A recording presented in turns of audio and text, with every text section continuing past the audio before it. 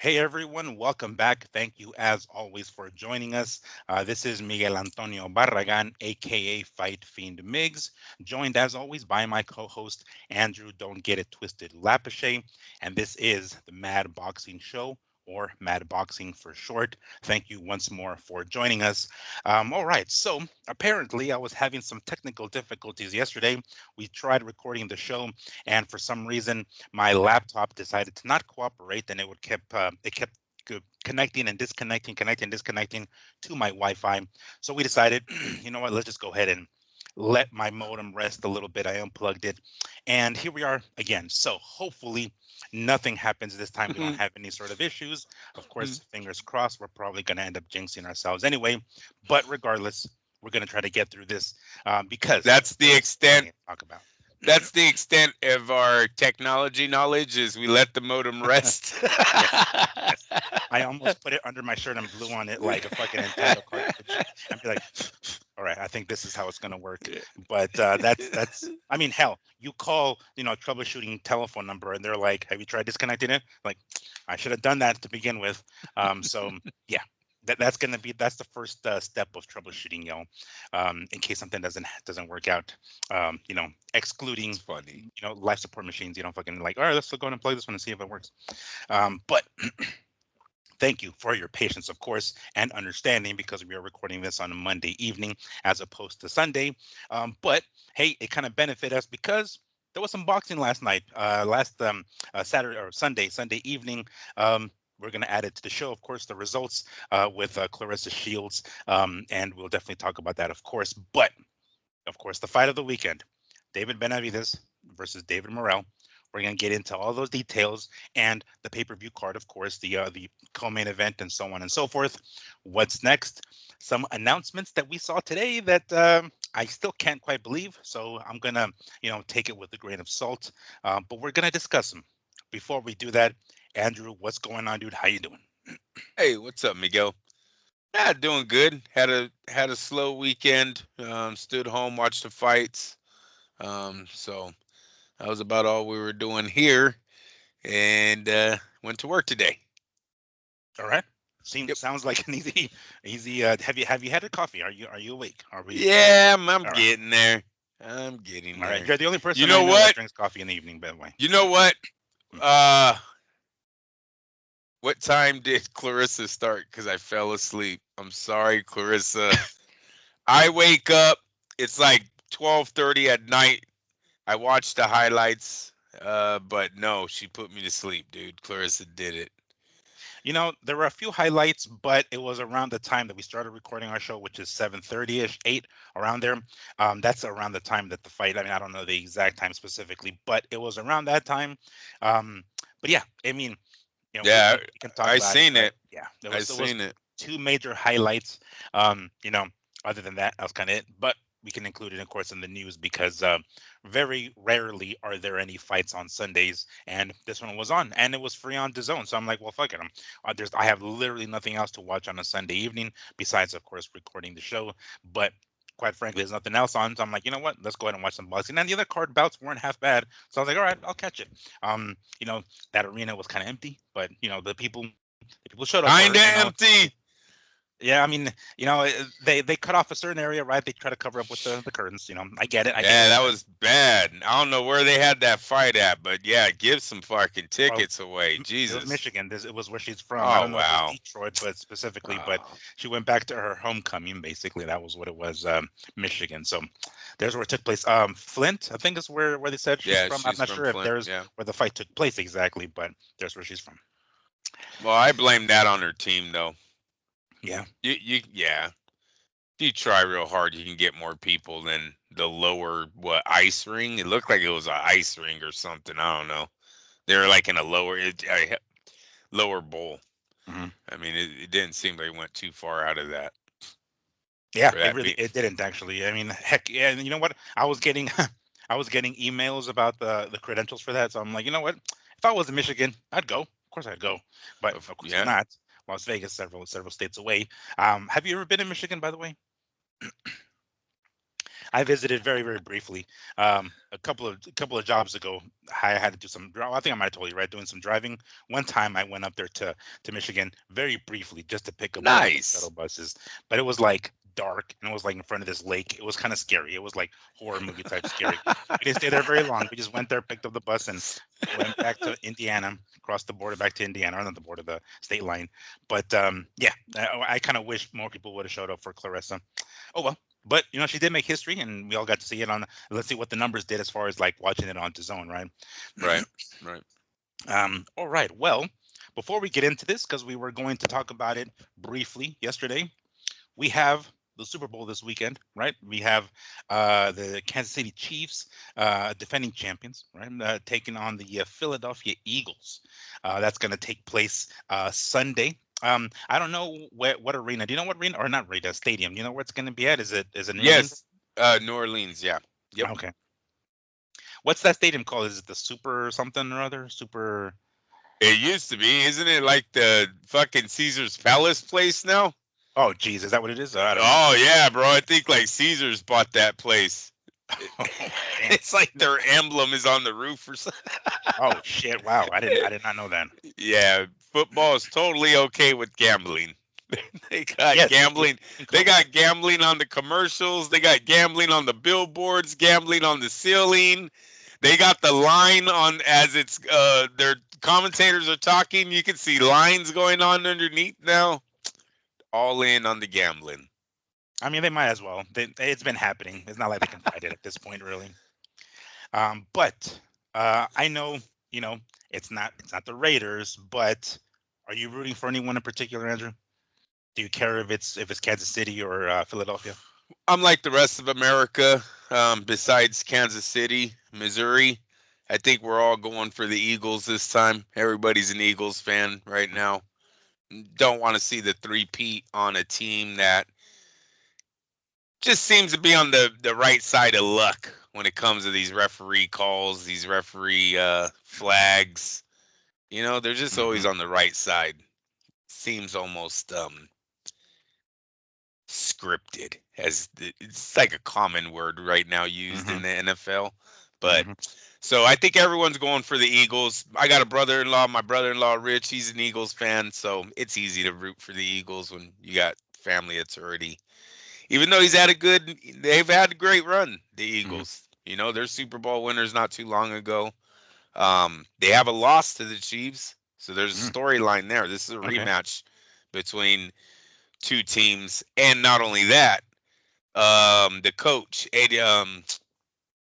Reed, Kansas City's coach, Okay. he's the ex-coach of Oh, that's right. yeah, of Wow. the Eagles. There's a lot of storylines with this one. Huh? That's a Jeez. big storyline because he beat them already once. Now he has a chance to beat them twice. That sucks. If you're the owner, that's gotta Yeah. fucking hurt. You know what I mean? The coach you let go beats you twice in the Super Bowl. So that's a huge story right there. Then you have the Patrick Mahomes twist. It's kind of hard saying the kid's gonna pass Brady when he lost to Brady at like, I don't know, 49 years old. I don't know how old Brady was, but he's clearly, I think, in his 40s, probably the time he beat the Chiefs with Tampa Bay, the Bucks.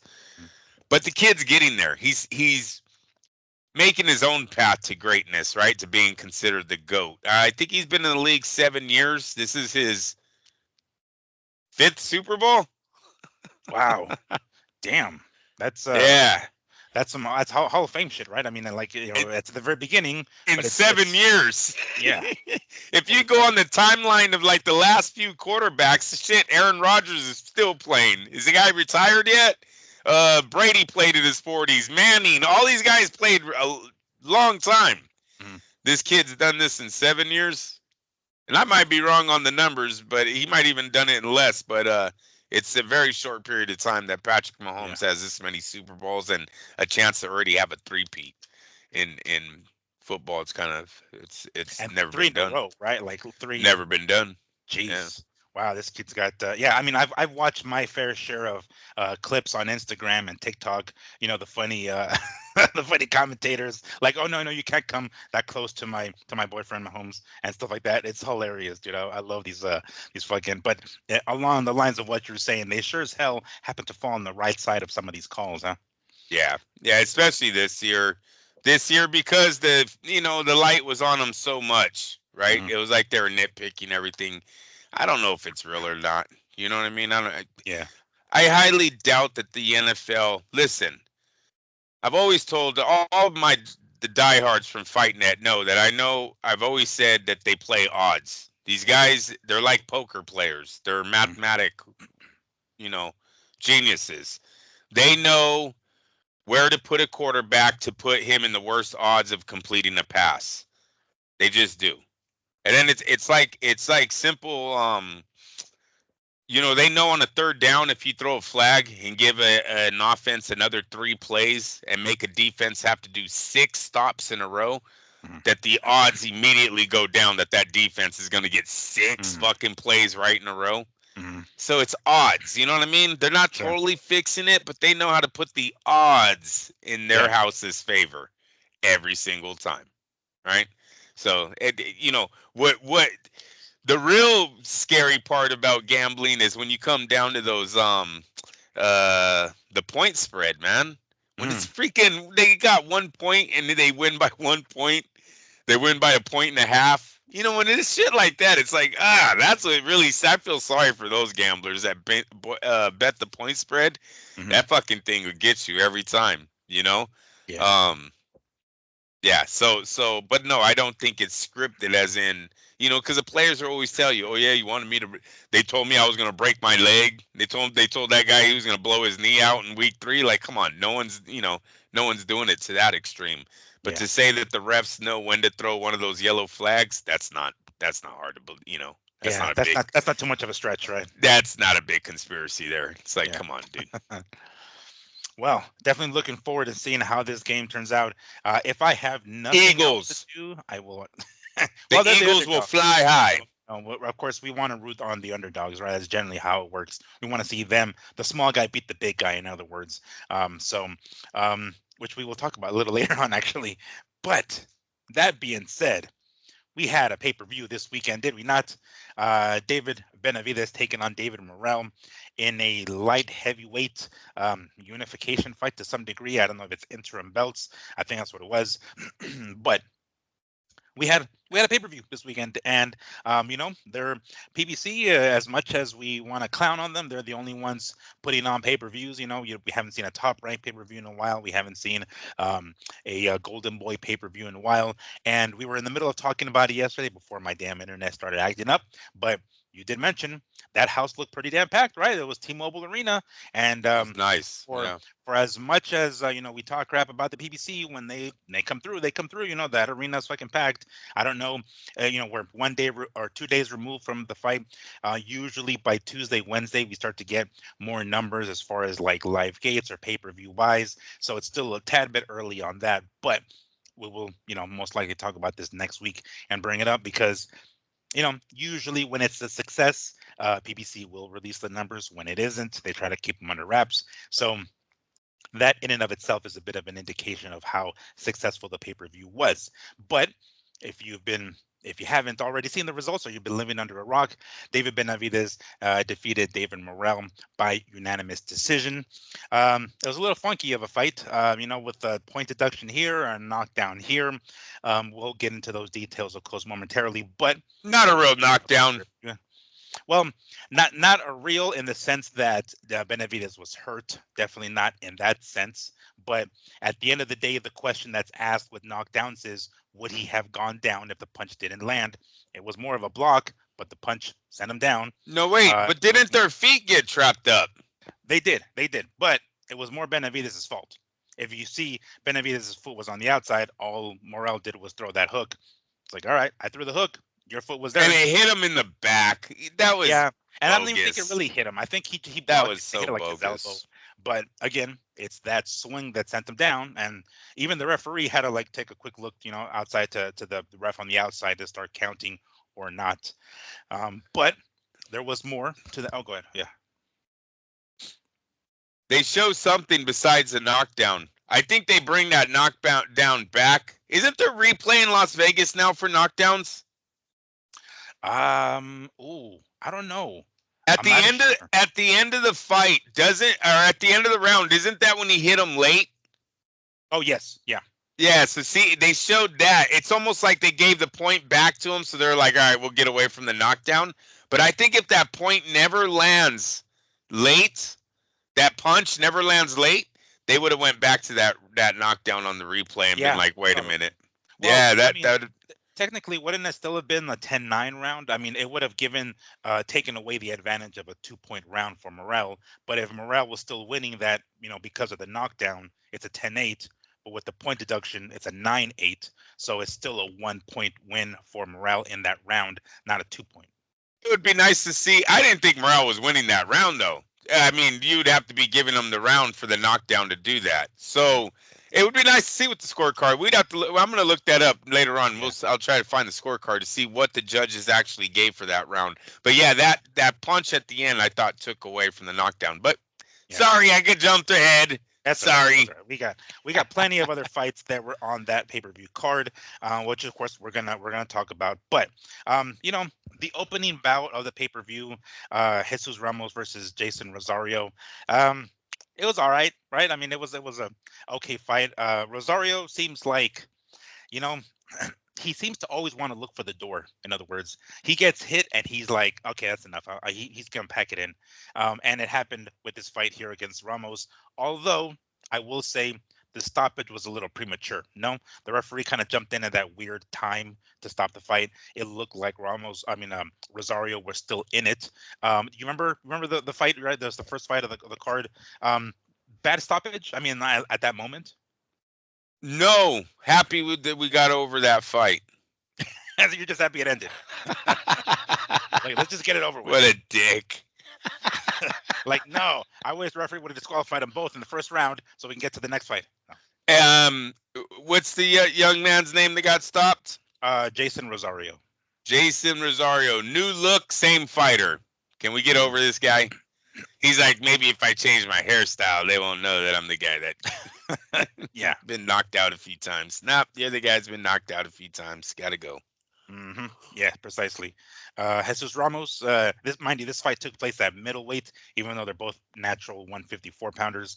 And even Ramos himself, after the fight, said, "Yeah, I'm going back down to 154." Well, considering everybody is down there at 154, like Fundora, like Ortiz, like Madrimov, what do you think his chances are against any one of those guys at 154? Ramos, I'm saying. Good, because those aren't elite fighters that you just named, so his chances are good. Well, I mean, Fundora maybe not. Ortiz, I mean that you don't consider him an elite fighter? Madrimov, those guys. Soon I mean, of the 54s. he'll prove it, right? Okay. But he's nobody right now. He hasn't done it. He hasn't gotten there yet. So no, Ramos is a live dog versus anyone right now at 154. Yeah. I No. suspect they're going to like maybe feed him to Spence or something. Like, I think when Spence's like comeback fight, I was like, all right, we're gonna toss you Ramos, who just got a victory on this pay-per-view. He has a bit of his name now. Let's go ahead and feed him to Spence if Spence decides to make his return whenever he's ready. They're trying to go with an easy, or not just easy, but like a safe opponent in Ramos. If that happens, that's my guess. If Spence does come back, they're gonna give him Ramos. I don't know how Spence comes back. There's no market for him. His market's kind of dead for the money that he's demanding. The way they need to be pay-per-view driven. I don't know. He would have to bite a lot. I think that's what's holding him out. You could say it's his injuries, but really, I mean, these were young men that were used to making at least $3 million per fight, right? Fighting on Fox against nobodies, and now you're asking them to make probably less than that, or not even. You know what? Now you're asking them for not even guaranteed money. You're just asking them to get in the ring, and we'll see what pay-per-view does. That's probably their little road in the block that's stopping them from working with Al Heyman right now. And then plus maybe all the IOUs that he owes from other incidences that we don't know of yet. But either way, I don't see Spence. This last time was pretty bad. This last pullout was kind of bad. You know, he's been if it's injuries, then he's done because he's been injured for years, right? So he's never Yeah. getting over the injury. He's just over with. And then if it's not injury, it's just maybe they're waiting for a contract to expire. I don't know. You think he would have at least been over there with Turkey Ali Sheik at one of the Ring magazine awards show? It's like they're not interacting with him at all, right? Mhm. To me, their careers. I think them and the Charlos and all these guys, they're probably mostly done. I think these guys are just done with boxing, waiting around to see if Al can get one of those sweet deals again, maybe bring him out of retirement to make $1 million fight nobody. They're all in. They all knew the Posy scheme. They all knew what they were doing. Mhm. Al was taking bigger cuts, giving them bigger paydays, but they got to live the life for a few years. Only a few years. Mhm. Really sad that the PBC doesn't last long. It really doesn't. They got their money fast. Let me see, 2015. So we're talking 10 years. I mean, definitely nothing compared to Golden Boy and Top Rank. But it's a decent run, I guess. I mean, how long Charlo, has no, uh 10 years. No. no, a decade? I mean, like how long was DeBella They got in the 700 and business? something $1 million, Well, no, bro. I mean, I'm saying they should He have gone blew longer. that in 10 years and didn't make one star. This is a terrible run. He was given everything on a freaking gold platter, bro. Like, So, just make a star. so you don't think Danny Garcia is a start? No, okay. Uh, yeah, no, that's understandable. I just figured, I mean, uh, 10 years compared to other boxing promoters who maybe don't last that long.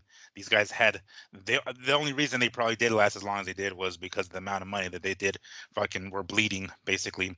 uh, He literally doesn't even make it out of De La Hoya's stable. mm, If you really think about it, maybe Gervonta Davis mhm. is not with Golden Boy. Am I correct in saying that when they took it from Oscar, Gervonta's not there, I don't remember Gervonta ever being right? on a He's too Golden young, Boy right? card. Yeah. So maybe you can say him, but seriously, How this about dude, Wilder? Was Wilder? Where was he at? I don't remember where he was. he um was definitely fighting. No, yeah, I just don't remember who he Wilder's, was with before. I would say probably bouncing around, but he's definitely already on in the boxing game. We'd Mhm. have to look that up. 2015, just look up his record. But either way, they don't really make it. He doesn't really make it out of that era. So no, it's a terrible run. He's a great hustle. Shit, that it belongs on. What's that? What's the movie? They have like 7 of them where they Brad Pitt and everyone's robbing people. Oh, Ocean's 11. Ocean's 11 Al Yeah. Heyman edition should be made. Yeah. That could be there. You know what I mean? 700 and something $1 million that the banks even told them they couldn't get back. That was the fucked up part. They didn't even want it back from Yale. They were just like, can we just shift it? Can Yeah. you just get it away from this motherfucker that hasn't given us anything? Nah, sorry Yeah. about that. He The, laughed and the walked ink out of has the dried courtroom. already at this point on the contract. Sorry, guys. Yep. No getting your money back from Al. I mean, it's Ugh, probably disappeared that's a now. fucking tough But loss. but they did have a pay-per-view, so they're still putting on shows, which may not last very long. But we still have. I mean, we still got March 1st with Gervonta and Lamont. And they might have made Benavidez a star. They might have. Yeah, yeah, they might Yeah. have. That was a Um, big showing. That was a mhm. big showing for him. And so, all right. Well, I mean, I guess Ramos is a live dog, as you say, right? As the 154 pounders, because it could be potentially wide open right now, right? With Fundora and Ortiz and Majimov and whose name I can never pronounce, the gentleman who beat Tim Zoom. But there's names there. There's an opportunity there for him to kind of rise above and see what Jesus Ramos can do. That was the opening fight of the card. Next on the line, we have Isaac Cruz versus Angel Fierro. Angel Fierro. So, um, it was quite the scrap, right? I mean, it definitely wasn't the technical masterpiece that we've seen elsewhere. We knew it wasn't going to be that. It wasn't like we tuned in to watch De La Hoya Mayweather by any stretch, but we knew it was going to be entertaining. We knew these guys were going to swing for the fences, and there's a reason they put these guys on the pay-per-view card is because they're going to be entertaining, not just for the folks in the arena, but also folks at home. Isaac Cruz came away with the victory. I believe it was a unanimous decision victory, and it was a fun fight. What did you think of it, Andrew? It was almost the worst decision we've seen a boxer do since Sugar Shane Mosley, like we talked about the week before. Mm. You know, look, I have him winning the fight, Pitbull winning the fight, but he loses the second half of the fight. Mhm. Fierro, in my opinion, won the majority of the rounds from 5 to 10. But because he lost the first 3 rounds, you know what I mean? He loses this fight. Okay. That's how it was on my score. I have my score. Yeah, because I have it a draw. Oh, I have it a draw, dude. From 5 Oh, to 10. I have a draw, 57-57. wow. Okay. But I had Pitbull winning 3 of the first 5. So that's why I have him winning that fight. Yeah, that's how I have him winning that one. He got lucky. Look, Fierro was one of those guys that won't go away. I kind of didn't even want to root. Yeah, he's that guy you don't want to root for. I don't know. He doesn't look like the fighter, but he hella acts like it. Don't get it twisted. He's just the guy I don't know if I want to put my money on. He's like the dad, right? The dad that walks into the fucking gym, starts whooping ass, dude, off a 40-hour work week. I know he has a job. Fierro Yeah, has a 40-hour job, bro. I'm sure he And he does. came in and he almost beat Pitbull Cruz's ass. Much respect. Mm. I'm just talking shit right now because that's what it looked like to me. You know, fucking Well, can. one of the scorecards was 96-94, so one more round for Fierro, and it's a draw. Yeah, I told you, bro. Well, I had it a draw Oh, from you had it five right. to ten. Yeah, but Okay. then it's the first 5 rounds that gives, in my opinion, Pitbull the fight because he pulled ahead so far in the for early in this fight. Um, and that's because he kind of got worn out. I think he lost a little Mhm. confidence when the guy was standing up to every fucking punch that he landed flush on his jaw. You know, it's just accumulation of everything. And then Fierro's just his punches too started wearing down on Pitbull. Excellent fight. I'm glad Pitbull won. I don't like to see guys lose their shit. You know, he would have lost a lot more than just this fight if he would have taken a defeat. Mhm. Um, He's a heavy hitter. Fierro should get another shot. His Excellency should look at him. This is one of those guys you look at, you could bring onto a card. You know he's going to be exciting. He's going to be cheap. Um, and hopefully he's not too damaged, right? Where they can use him a few times because not only is he going to get another shot at a world title probably here shortly, but then he can help some of the up and comers, right? He could Mhm. be a stepping stone to those guys. So all the way around, both guys win in this fight. There was no loser in this fight, even though the right guy won in Pitbull. Yeah, close fight, very close, but it was entertaining. I was shocked that it was the second fight on the night. I don't know why this wasn't the co-main. You would think Well, with probably because no belt on the line. I mean, I guess that would be because Fulton and Figueroa, they had some belt on the line, so it was a 12 rounder. This was a 10 rounder, so that's my best guess. Pitbull is that's I don't know. Pitbull's more exciting than a belt, right? And with this guy added, it Yeah, just seemed like this fight would have. Man, could you imagine that sold out crowd watching these guys throw down? You yeah. know, I mean, it should have been because it was better than the co-main event as far as excitement goes, and I mean, it damn near stole the night. Stole the yeah, the pay-per-view card. yeah. Yeah. yeah. So this fight took place at 14 one.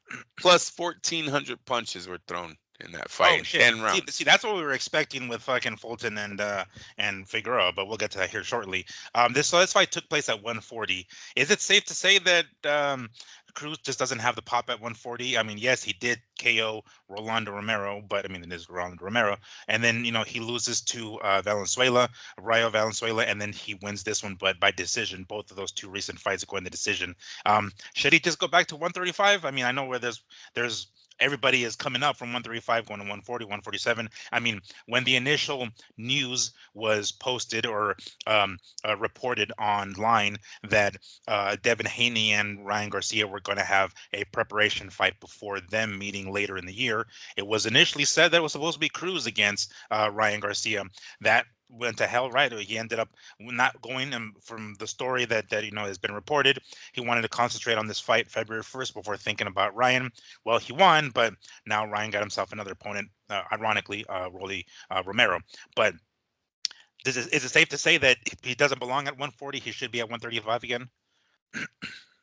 No, no, I think it sucks, man, because yeah, everyone's leaving 140, right? So there is I don't want to say there's no reason for him to go there, but the big money's gone. Yeah. Right? He's gonna have to go to 147 or do a catch weight with one of those guys, which I don't really see happening. They're all gonna be busy with fighting each other here shortly for his excellency. So yeah, he might have missed the boat on that one. See, if I would have known that last week, I still would have said taking this fight was dumb. Then Yeah. he should have pulled out with a wrist injury, gave us a picture Right. in a hospital in Mexico with the fake cast on. Right? Yes, The he fuck. pulled off what is it, Madrimov. It's like, oh yeah, yeah, I'm not gonna fight this dude. I'll wait until the big money fight with Virgil Ortiz later. Yeah, I injured my patella or some shit, Yeah. whatever, right? Whatever it was. It's like my aorta, my patella over here is acting up. Let me just go ahead and forget Fierro, and then I mean, to some degree he saved the card. I mean, it's like, damn, if that fight wouldn't, if he wasn't there and they put somebody else in place with Fierro, I don't know if the fight would have been nearly as exciting. But there was some interest from one up and coming undefeated lightweight, Keyshawn Davis, who went on immediately to Twitter or one of the social media accounts and said, yeah, I want to get in there with Cruz. That dude's a dog. So it's like, oh shit, okay. I mean, granted, it's not a money fight per se because Keyshawn hasn't done anything yet, but it's an interesting fight. I mean, it considering Keyshawn just beat, well, not just because he's had a couple of fights, but Pedraza, in one of his recent fights, it's like he's rising quick. If they're gonna throw him in there against somebody like Cruz already, I mean, they won't. I don't think they will, but he showed interest in it. I'd be down to watch that Cruz against Keyshawn Davis. Fuck. Yeah, but it's got to be Javante rematch, correct? Well, I mean, it can be.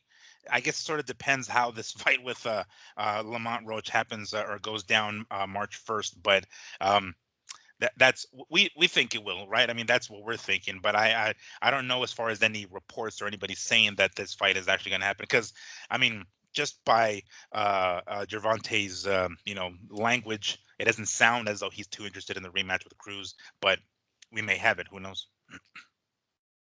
They're running Um, out of options. Both men are running out of options now. With yeah, yeah. everyone, yeah, with everyone leaving the 140 division and Javante kind of being Javante doesn't really want to take on the hard opponents. He's already beaten Cruz. I know Cruz went the distance, but I mean, if that's the only upside to your fight versus the champ, well, the champ will probably do that again. All right, you're proud that you went the distance, so.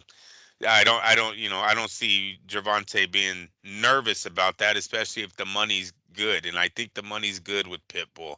Um, he's a part of the reason why there was a crowd there. A part. I don't want to take too much away from Benavidez because Benavidez has been hot lately with Yeah. the Canelo slide, and he's been facing the top opponents from PBC. It's like a kind of a decent list he's built over there on his last 4 or 5 opponents under the PBC.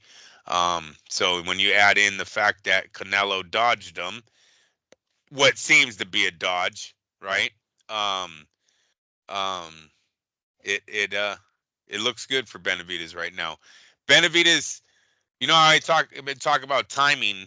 Um, it's kind of sad he's not even being mentioned for the circus act of the super middleweight cruiserweight division. Jake Paul, like Paul keeps wanting to solidify himself in the boxing world, and now you have another Medskin, Last time I checked, they can do pretty good pay-per-view sales when they get hot, right? Benavidez seemed kind of hot, got a decent win. It's funny that you're not even hearing him get mentioned about for Jake Paul, or even them say anything about fuck that guy. Just throw it out there, right? Yeah. Tired of him. So that's kind of funny. But I am interested in the fight with Better Beef and Bivol, but I don't think Jake Paul would have been a big fight for Benavidez. Mm. So It's, I mean, well, he's in the news, and we'll get to it a little bit later on. I'm talking about Jake Paul in particular, but to wrap up here with Cruz and Fierro, so let's say, for the sake of argument, just kind of throwing this out there, that because Cruz and PBC in general, I guess, including Gervonta, because they're running out of options, um, what do you think a Mexican Independence Day weekend with pay-per-view, Gervonta and Isaac Cruz? Um, I mean, it won't beat what is appearing to be uh, Canelo and Crawford that weekend, or that particular fight weekend, but um, enough of a competition to kind of take a little bit of the spotlight away from them. I mean, it is Cruz, and we know who he is. And going in there as the underdog against somebody like Gervonta, would it be in PBC's best interest to try to pull some of that shit off, like one last hurrah? well, anything really next to that fight date would hurt them, right? Just Okay. being having a pay-per-view next to Canelo's fight and it being Mexicans, uh, Pitbull being the one is going to hurt their sales. Hmm. But I don't see them doing that. Um, that would be foolish because Canelo and them, the UFC tried to go up against Canelo and they didn't win, right? So why would Isaac Cruz and PBC think they were any bigger than Well, that? They I want to say win, but take some spotlight away from them. they would definitely take some spot. Well, not until fight week came. I mean, until then it's going to go right over to the Canelo show. But they would Mhm. definitely take some sales away. It matters how much people buy into the Terrence Crawford show, right? Mhm. This really isn't about Canelo right now. This is about, are people going to buy into Terrence Crawford being 168 pounds? And when I say that, I'm talking about the Canelo fan base that has to buy this, right? If they think that there's absolutely no hope for Terrence Crawford in that fight, and they have a great matchup like the rematch versus Pitbull and Gervonta a week before, yeah, you might see people going, fuck that fight. Yeah, You know what I'm that's what I'm saying? talking about. I mean, like, it's not like we're seeing Benavidez and Canelo that weekend. It's Benavidez. I mean, it's Canelo and fucking Crawford, right? And no knock Right. on Crawford, but how much of an interest is there for that fight? That's You know, that's why it's so important for Crawford to fight at either middleweight or super middleweight before he gets in the ring with Canelo. I'm telling you, I couldn't have made it any simpler for His Excellency with the Lara fight. I don't know why Crawford doesn't fight Lara. All the Canelo fans know Lara, Mm-hmm. right? Lara still has a title. Lara's been defending. It's been very wish-washy opposition that he's defending this title with, but he's doing it. He's getting it done, right? They're putting him Mm-hmm. in front of him, and he's winning at 40 something. Just seems like it was an easy fight, and then it makes Terrence a WBA middleweight champ. Yeah, Seems like it another was weight too class. Yeah. easy. Yeah, it seems like it was too easy to do. I don't know why this hasn't even been talked about with Terrence um, moving into the Canelo fight. But going back to, that's why that fight is important to sell. And who are they fucking saying? Durinknich, Oh, yeah, Derevyanchenko, Sergey Sergey Derevyanchenko. Yeah. Dervinchenko. Yeah, Dervinchenko had 6 losses. Fucking, just eesh. That's a hard sell, man, because Mexican fight fans aren't dumb. They're not naive. They're gonna know, Sergey's record, how many losses he's had recently. Hmm. They have talk shows on their sports channels over this shit. You know what I'm Yeah. saying? Like it's pretty big over there, you guys. They're gonna see through the bullshit. So the pressure would be so much on Terrence to stop Sergey if they do give him that fight. If he looks anything but super human, this Hmm. fight doesn't sell. And then there's an avenue for your idea of Pitbull and Gervonta stealing somewhat of the show. Hmm. Yeah, it's not a bad idea. I mean, even if it's not in Vegas, something as far as pay-per-view goes, stealing some pay-per-view eyes, it's not a bad idea. I just thought I figured I'd toss that up in there, because my sister and my brother-in-law came over, and that's the one fight that they were like, oh shit, fuck yeah, they were all into that one, right? The other Right. ones they were like, okay, they were okay, but man, they were hella into that one. They were totally yelling at the TV screen. I mean, we were thought like at the very beginning, I thought, okay, well, Isak is landing these big old bombs on Fierro, and if once it got to like the fifth, sixth round, we're like, all right, if he didn't knock him out when he was fresh, talking about Pitbull, you're not knocking him out in the later rounds. That's why I figured maybe 140 wasn't the place for him to be, but it's definitely where the money is and above, I should say. All right. So the co-main event, we have Stephen Fulton Jr. taking on Brandon Figueroa. Um, Stephen Fulton got himself yet another victory over the Heartbreaker, by unanimous decision. As a matter of fact, he kind of won easier this time. It seemed like Figueroa was just, I don't know, they both this fight took place at 126. Their first fight took place at 122. Figueroa moved up to 126 first, and I figured he'd have a little bit more of an advantage because he's much more comfortable in that weight class. He's had a couple more fights there, and it did not seem like that was the case at all. I guess before we can talk about the fight, let's talk about Stephen Fulton's attire. Did you see what he was wearing? His shorts, his jean shorts, so that looked like jean shorts at least. Last year, the what's his name, Diego Pacheco's opponent, he fought recently, Steven Nelson, fought on the Crawford and Madrimov undercard last August, and he wore some pretty unique attire. If you remember that fight, I don't know if you were watching it, but he basically wore a um, Tupac lookalike outfit kind of thing. He came in with the red bandana. He had boxing trunks that looked as though he was sagging. Like he had like the red boxers underneath, and then the shorts, the jean shorts lower, and they were just regular trunks, but that's the design that he put on them. I thought that was bad until I saw Stephen Fulton with boxing shoes that resemble Timberlands. I mean, he's from Philadelphia, and his team is in the Super Bowl, so I guess maybe he was wanting to represent Philadelphia. But yeah, when I saw that, I was like, and it was the discussion of the night amongst me, my dad, and my sister, and my brother. And I'm like, are those real Timberlands? Like, there's no way those are real fucking Timberlands. No fucking way. So then every so often the camera would zoom in, and we're like, okay, no, no, no. But that was, not that the fight wasn't entertaining, it was for me, but that was the conversation amongst us here. His attire. What did you think about that, first and foremost? It did stand out to me. The shoes did. I didn't really catch the jean shorts until afterwards. When they went all over the internet. The boots did stand out to me. I was like, what the hell? We seen Devin Haney pull that off. Not even pull it off, but we seen him do it, right? With the Uggs. Is that what he Oh had yeah, on? that's what it looked like. Uggs, yeah. So he had on Uggs. Um, Look, it almost backfired on Fulton. I was over here agreeing with you about it being an easier fight for Fulton. I have to take that back.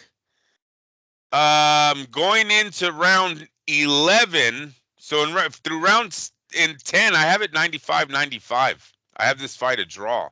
Okay. Now, I had Fulton winning the fight easy.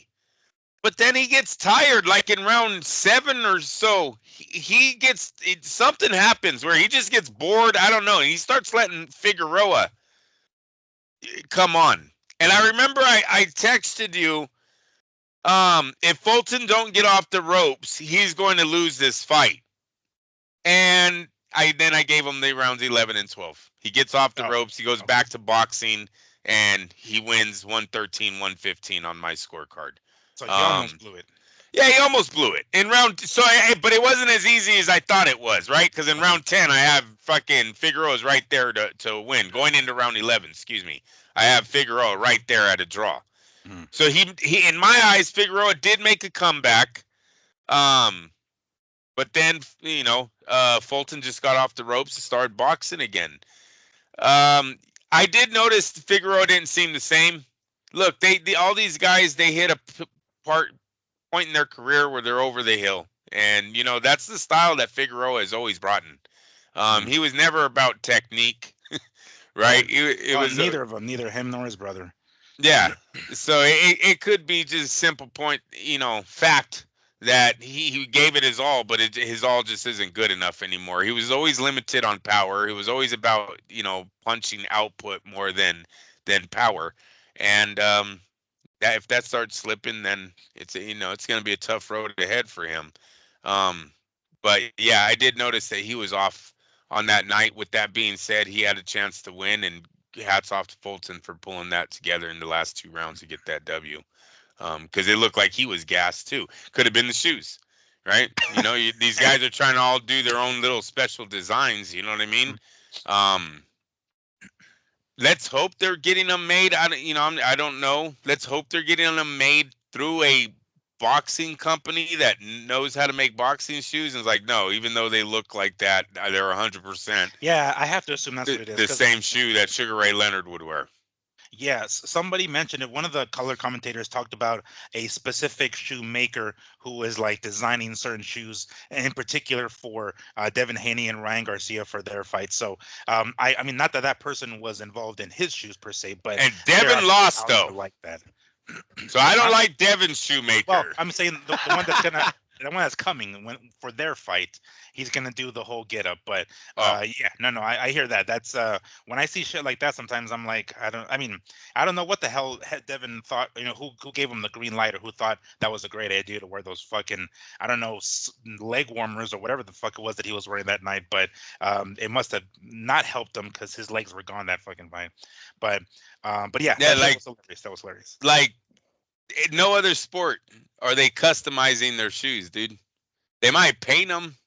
Cleats might get painted, right? They put a little special. NBA, they don't do that stuff in NBA. I mean, I don't follow, but yeah, but it's a tennis shoe company that's making their shoe, right? Mm-hmm. It's Nike, mm-hmm. right? One of the biggest manufacturers in the world. I don't even know who these guys are getting their shoes from. Is it Everlast making the Uggs and the Timberlands?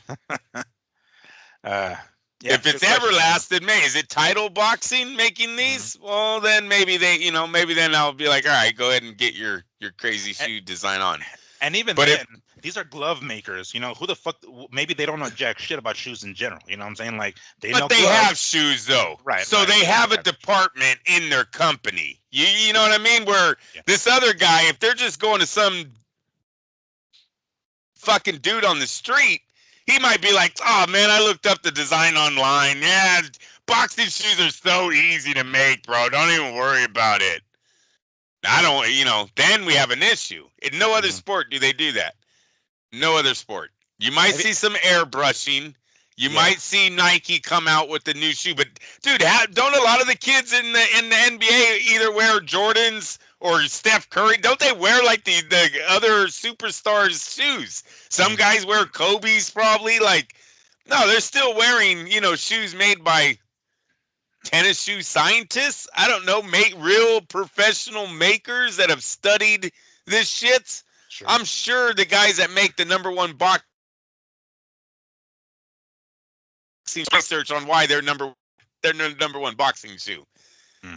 So. No, that makes sense. Yeah, I've even seen like someone's like I don't know who was it. Oh man, was it Yuriorkis Gamboa? I don't know, but they're like the sole came off the fucking shoe and it like flipped like this, and then they had to like tape that shit in the middle of the fucking round. No other sport. Yeah. No. Yeah, I don't know. I remember seeing that and I'm like, how is this even possible? What is he doing to his feet that that this sole was separating from the rest of the shoe, and they ended up just taping that motherfucker together. But Stephen Fulton came in with a victory. Now, has himself a belt at 126 pounds.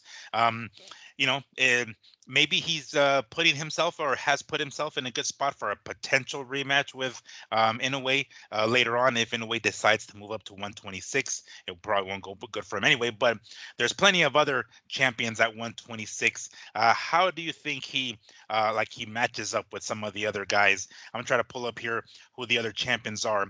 But as far as like Fulton against some of the other dudes, I'm gonna like pull it up here real quick on ESPN so we can take a look at the specific champion at 26. Yeah. That was the first one I thought of though. I was like, well, I don't know. Does Inoue want to go to 126? Because that's Well, he kind of a might. He might because he's already the unified champion. He's the undisputed champion at 122. I don't know how much longer he's going to be there. But we have Rafael Espinoza, who was on the undercard of the fight that I went to with Navarrete and Valdez in Phoenix. He won. He beat Robesi Romero. He kept his belt. Angelo Leo, who's a local, he lives here in Vegas.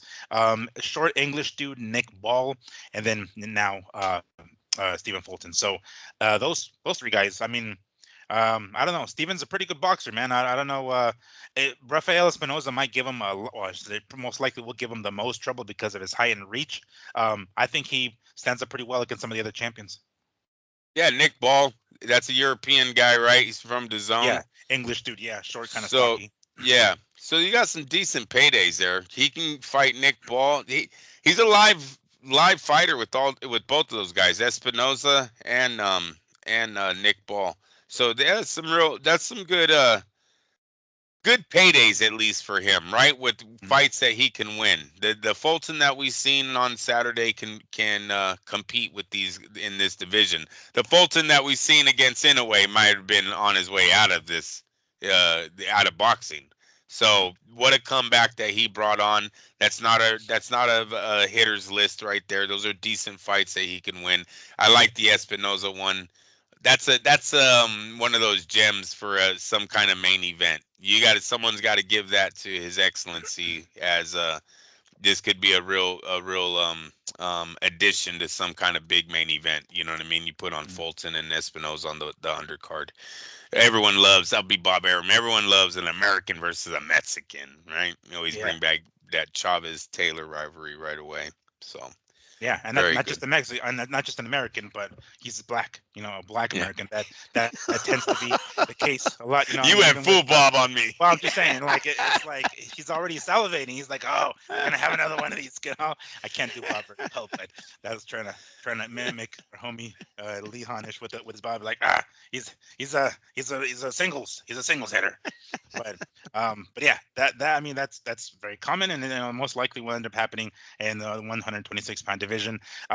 For Brandon, uh, you know, the way he fights with this, head first, face first kind of, brawler. I mean, he's got some technique, of course. It's not like he's totally a fucking brawler, but he takes a lot of punches. And realistically, guys with those kinds of careers, they don't last very long, huh? Right. Right. Well, He's also dangerous. I don't know, not gonna be too many young guys that want to go into a ring with someone who punches that much still, right? Not too many managers are gonna want to team him up. So look for him to be avoided now that he doesn't have his title. Look mm, for him to be avoided for a little bit, at least unless His Excellency likes him and overpays someone. But I don't see that happening. no, no. With the Thank you, loss bud. and losing his belt, he basically has to go back to the end of the line, so to speak. Yeah. Um, but that was the co-main event. It wasn't the most exciting fight, but I personally enjoyed it. It wasn't when I said I generally like to watch fights kind of by myself because I'm kind of watching them, paying attention. And when there's people around who aren't full on like boxing fans and they start talking and I'm trying to pay attention to the fights, sometimes I'm like, God damn it, can you just let me listen to what's going on here? I want to hear the commentating shit. But that's kind of it comes with the territory when you invite folks over that do watch fights but aren't like hardcore fans. So sometimes the fights like these don't exactly keep them entertained the entire time.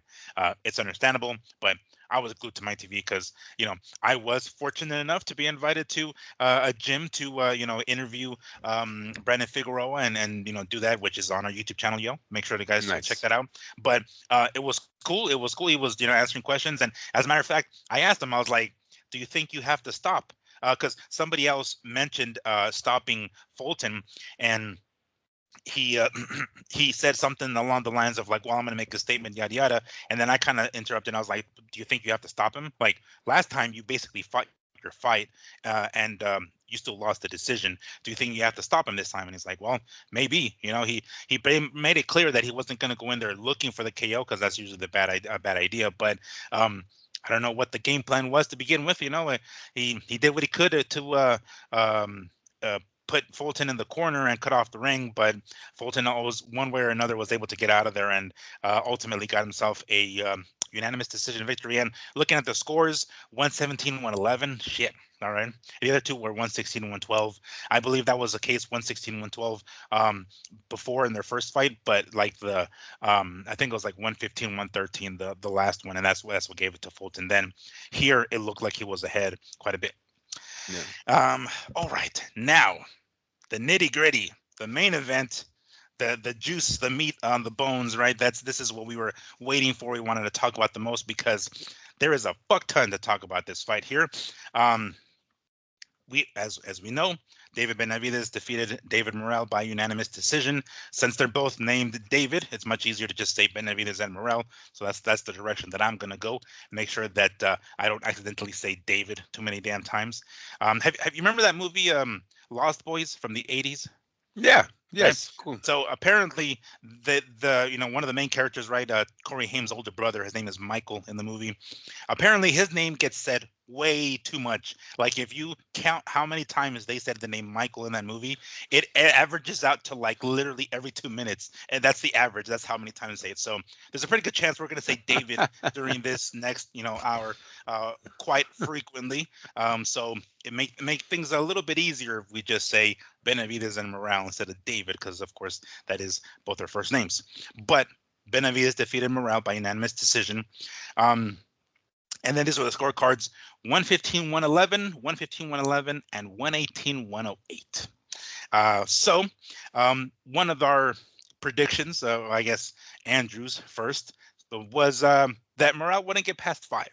Well, before we ended the call, I was like, it's a PVC card, it's a PVC card. So sure enough, it went 12 fucking rounds, right? There were a couple of times it was entertaining. It was entertaining. I'm still convinced that Benavidez just doesn't have the power in this weight class. His first fight, he showed what he was able to throw against this Ukrainian fighter whose name I can never pronounce. Alexander, it starts with a G, right? He was part of the Ukrainian crew with Lomachenko and Usyk, whose name I can never pronounce. But anyway, he was able to beat him pretty easy, but he wasn't really able to hurt him. Kind of the same thing with Morrell. He threw a lot of punches, and Morrell's game plan was terrible. He basically stood in front of him and was just blocking punches. If you're gonna stand in front of a big hitter like that, either you've exchanged with him or you get the fuck out of the way. You don't just stand in front of him and cover up and take the shots. Right. Benavidez was swinging hard. He was doing that shit that Fernando Vargas and Lomachenko does, where they like bring the glove down and crack him open, and he was landing some hard shots. And I don't think he ever really hurt Morrell. He landed his uppercuts, right? Landed great uppercuts, but I don't think I ever saw Morrell's knees buckled or a body shot that maybe he like kind of folded over a little bit. I just don't think he has the power there. That may not look too good because we'll get to it here shortly, but basically this unofficial, 4-man tournament, we can call it, Benavidez, Morrell, Beterbiev, and Bivol. One side of the bracket is complete, right? We got Benavidez, who moves on to the finals. In a few weeks, the 22nd of this month, we're going to get the other side of that bracket, whoever wins out of the Bivol and Beterbiev rematch. Most likely, that's what we're going to have. We're going to have Benavidez and the winner of that fight, according to Turki Al-Sheikh. But Andrew, first and foremost, you had your scorecard. How did you have it? No, 118, 108, whatever that. I only gave him 2. I only gave him 2 rounds, bro. And it really matters on how you score the round with the knockdown. Maybe he gets 3 rounds from me. But no, this is it. It wasn't sad to watch, but Morrell didn't belong there. The kid didn't belong there. So what? He could take a punch, Big deal. He was a big guy who took a beating. He offered nothing. And I haven't seen too many people talk about that was the worst scorecard I've ever seen, the 118, 108. That's not a good thing for Morrell, that people kind of brushed that right off. So, they got paid. Everyone got paid. I know at the end of the day, that's what they're trying to get these guys is checks. But, they definitely hurt his marketing, because I don't think he won in this one. I don't see how he gained a lot of fans by taking the punishment that he did from Benavidez. Now, with that being said, Benavidez's face looked worse than the fight that I seen, man. What was going on there? I didn't. I was like, what the was this? Was this AI? Did they put his picture in the AI and tell him to make it more messed up? So obviously Morrell landed his shots, right? Because it was all over Benavidez's face. Um, wasn't it last week we were describing the fight as he was in it, but he never won any of the rounds, right? That could have been the case with Morrell and Benavidez, where Morrell he was firing, he was taking his shots, he's obviously landing punches, but he probably never won 3 minutes of the fight. Well, I gave him 2 rounds, so obviously he won 2 rounds of the fight. But overall, and there are probably rounds that Benavidez took off for all we fucking know, right? Yes, yeah, because he was laying into him pretty hard. I really thought the knockout was coming early on in that fight. I really did. He took a lot of punishment early where he thought he was going to break him down and he was going to get him out of there eventually. He didn't, so props to Morrell on that. Hopefully you get another shot at this at the big time where you can bring skill with that chin. But as of right now, yeah, there was probably should have been built up a little bit more before stepping on Benavidez. Add some output to that chin. I think he's got the skill. He just didn't do anything. We've talked countless hours about Adrian Broner when he's got great defense, but he doesn't make you pay for missing. He hangs up against the ropes, he blocks punches, he makes you miss, but he's got to throw back. You can't just win fights like that. You can't win fights by just standing in front of the dude and taking shots. You have to throw back. And real quick, I did find that scorecard. They did have it. All 3 judges had it 9-8. They had a 9-8 round. Yeah. So they gave him a 10-8 and then plus the deduction afterwards. So let's talk about that. Was that point deduction warranted? It looked as though Benavidez landed a punch after the bell, and that one looked like it could have been accidental because it was in the middle of an exchange. But we know Morales was deliberate. As soon as he got shot, he said, "Bagam," right? Yeah. So warranted. That was well deserved. That point deduction.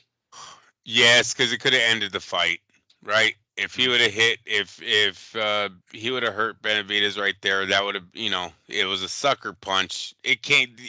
The bell's like a second into ringing before he even thinks of throwing. Yeah, it was ding ding ding ding ding ding ding ding. Like, come on, bro. Yeah. Like, what? The referee's arm was already there. And you know what? I didn't even catch it live. It wasn't until when I seen them taking a point away, I was like, oh, he must have thrown a late blow, right? I forget. I think because I'm doing my writing and I'm doing my scorecard. As soon as the bell's about to ring, you start writing, right? This is what I think of the round. This is what the score was. So I look up, and so I was like, oh, man, what happened? Then when I see the replay, I'm like, oh, fucking kid, what was that? So he was lucky that didn't end worse for him than just taking the point away. That could have been if Benavidez was a little girl, could have been a lot worse for him. And that punch did rock him pretty bad. Like, it stunned Benavidez pretty hard. He was the only one that got hurt in this fight. Yes, I was just about to say that because earlier in the fight, his knees buckled. He got rocked, man. It looked like it was basically like a get off me kind of jab. It wasn't really like a hard hook or anything like that by Morrell. It seems as though, and I don't know if you remember, but years back, Benavidez was dropped in a fight. He was dropped, and it wasn't a hard punch. It seemed as though right after he threw his combination, I forgot his opponent's name, but his opponent basically just threw a punch like shortly after Benavidez stopped his combination. It's almost as if you can catch Benavidez in the exchanges, is where he leaves himself open. This fight looked very much like that. Benavidez was throwing his punches, and he was in the process of throwing a right, and his left hand was low, and Morrell just kind of said, like, and that's all it was, and that buckled his knees. Had that punch been a lot harder, it could have been, a legitimate knockdown, and maybe even could lead to the end of the fight. But it was towards the end of the round, if I'm not mistaken, and he survived. But it was just like, oh shit, what the hell? Like, we saw that, and I don't know if, and again, everybody in the house is like yelling, so I can't hear the commentating. The commentating acknowledged it, didn't they? Because I don't I remember. don't think they did. No, Oh, damn. they were acknowledging Benavidez's work because I believe Benavidez knocks him into the ropes, and as he's Yeah. coming in for the attack is when he gets caught. On exchanging, right? Mhm. So yeah, I think they're more acknowledging Benavidez's work. No, every once in a while you'll see that with commentators. They'll miss someone get totally buckled, and right there, yes, Benavidez was buckled, and it was the end of the round. That's what saves them because they like tie up, they make him break up. He's still hurt, but then the bell rings, ding ding ding, he gets to go back to his corner. So yeah, it was the end of the round that saved that moment for Morrell, and Morrell had a moment in the fight. So we kind of talked about, Morrell and his inexperience and basically his shitty game plan. I mean, for the most part, he gave away that first half of of every fucking round. You know, what I mean, well, Yeah. besides the ones that he actually won, he was more than willing to just stand in front and cover up. You're basically giving away the first half of the round. You're not most certainly not going to win. He's the major underdog, and you can't go into this fight thinking, all right, I'll beat this guy by decision. Like, you're not going to win a decision when you're that much of a fucking underdog. Like, you have to really, like, what was it, Morales and wasn't Raheem? I forgot that dude's name, right? Like, you have to really definitively win every round. Is That was that not here, happening. Raheem? Yeah, yeah, it wasn't happening. He wasn't winning rounds definitively. And if you're not going to do that, you better stop your opponent, because there's no way you're going to win a decision the way the fight was going. So what what do you think Benavidez needed to do here in this fight? Because we already talked about Morrell. Clearly, throw more, bring more output and more skill to that chin that he has. Where did Benavidez go wrong, or did he go wrong? Because I mean, No, there. he threw a lot of fucking punches and wasn't able to Yeah, even hurt Morrell. no, he didn't. He didn't go wrong. Look, they're gonna hide behind Morrell was a WBA regular champ. He was undefeated, right? These are two guys that got undefeated guys that got in the ring and threw down for their title. Mm. So he just needed a win, and he got the win, and it was an impressive win. The most impressive thing still is that he packed a house in Las Vegas in a very expensive city. So does this mean that Benavidez is a star now? As long as he brings Pitbull Cruz, maybe the answer is yes. Maybe for his next fight, he better tell L to have Pitbull on that undercard again. I don't know how much Pitbull brought, but it was something, and his market only went up in that fight. So no, it was a win all the way around for Benavidez. He got the job done. I said the kid would get knocked out in 5. Yeah. You had the kid going 12 rounds. Matter of fact, I think you had him upsetting him. Mm-hmm. I sure did. That was kind of a what is the word, trendy pick in the boxing world. Like, there wasn't too many people that said Morrell was going to get slaughtered, right? And they all had Morrell as a decent opponent. So Benavidez wins. He won a fight that everyone thought was 50-50. So he wins. It doesn't matter if he knocks him out or if he doesn't. And then when you add in that the crowd, I don't know if you can fake a T-Mobile crowd, right? I don't know. It used to be easy with the casinos. I don't know if the casinos will do that for T-Mobile. Maybe to high rollers, but are they really going to try to unload all of the tickets, right? For T-Mobile, probably not. So that had to have been a legit crowd for Benavidez. Do you get what I'm saying? Like, I think back in the day, if the MGM wanted to make the MGM look better, they would find ways to release those tickets. You tell them to go to the military base. We always hear of that little trick that they do, right? They go and start telling the servicemen around the town if they want to come out to the fight, men and women. So I think it was an honest crowd. It was packed. He won the fight. Canelo still doesn't like talking about him. There's no talk of that fight happening, so that rumor or that story about him gets to still be told, that Canelo's ducking him, right? So it's all working for Benavidez right now. What sucks for him is it looks like his payday is going to be the winner of Better Beef People, which is not going to be a big payday. It's just not. You don't think? Nah, Like fuck no. I mean, not necessarily in as far as like I'm packed talking houses or money. back arenas. I'm No, talking no, money. I know, but you don't think His Excellency says, okay, we're gonna have you fight this motherfucker. You best believe I'm gonna compensate you properly. No. I mean, No. and I'm not talking about like ticket sales or pay-per-view sales, because clearly, from what we can tell, it doesn't look like His Excellency gives two shits about that. He just wants to, have the fight happen, and if that means a higher paycheck, then I think he's more than willing to write it. So I'm not entirely sure if that's. I mean, I'm sure that the live gate has something to do with it, and pay-per-view would help, but I don't think that I don't think His Excellency is going to shortchange Benavidez to fight Bivol or Beterbiev, the winner of that one. Terrence Crawford got 2.5 million, bro. Well, yeah, but I mean, to fight Majimov, I This mean, guy's it's fighting not Better Majimov, Beef and Bivol. Those guys aren't pay-per-view anythings. Look, they're important to us. We know yeah, who Better Beef and Bivol is. Does 10 people outside the Las Vegas Strip know who those two men are? no, I don't think so. I promise you they might ask them if they're related to the UFC stable. Yeah. Just saying, right? Mm. So no, that's where it hurts Benavidez is those guys don't make any money. The first fight didn't go viral. The first fight's really not that exciting for a casual fan. Sorry. Yeah. It's a boxing match. So no, I don't think Benavidez wins having to face one of those guys. That's why I kind of thought Benavidez was foolish for not at least throwing Jake Paul's name out there. We know Canelo ain't doing it.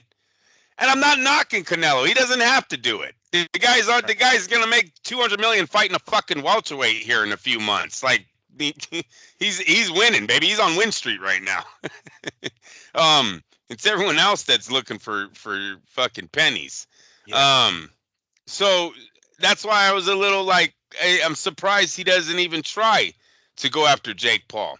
He's got the PBC fan base, right? Those guys all know who Jake Paul is. Jake Paul knows who the PBC is. I'm just surprised they don't even try. His Excellency, maybe he already worked a deal out with Better Be where he can't bring up Jake Paul's name because he's already committed to that fight. Just sucks, and life is about timing, man. And this guy built himself up as a household name right now, but sad to say that he's gonna have to take on one of the toughest opponents of his career and not make that much money doing it. Well, my sister and my brother-in-law, they a couple of weeks ago before this fight, they went to León, Mexico, which is where my brother-in-law's family is from. And my brother-in-law was saying that this Benavidez and Morrell fight was being advertised over there. Like Nice. he saw it over there. I mean, not the fight, but like the advertisements. He saw so many ads over there that he thought the fight was actually taking place over there. He's like, dude, I saw it everywhere. And literally yesterday, was it yesterday? Yeah.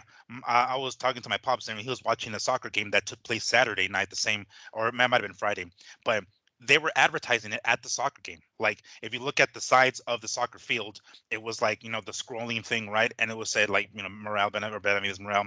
So they were hyping it up pretty good. They were doing some good advertisement, and it seems as though it paid off, right? But according to that, the house, which looked like it was packed, T-Mobile Arena, I'm talking about now.